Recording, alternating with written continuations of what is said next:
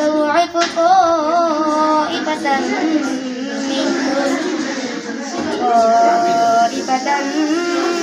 منهم يذبح أبناءهم ويستحيي نساءهم إنه كان من المفسدين.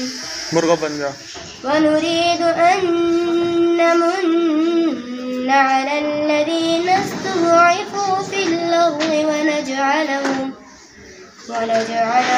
أئمة ونجعلهم الوارثين.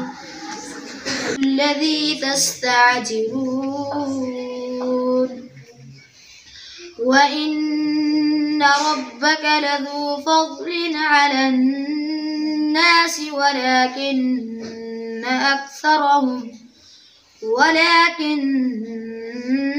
أكثرهم لا يشكرون.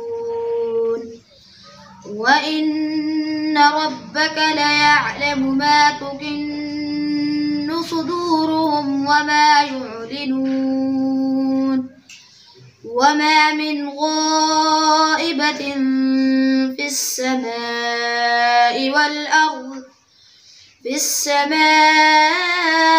والأرض إلا في كتاب مبين.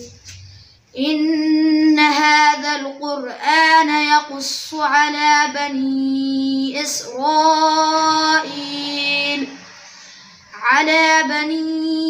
إسرائيل أكثر الذي هم فيه يختلفون. وإنه لهدى ورحمة للمؤمنين.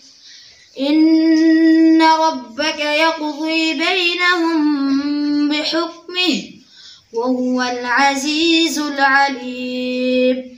فتوكل على الله إنك على الحق المبين. إنك لا تسمع الموتى ولا تسمع الصم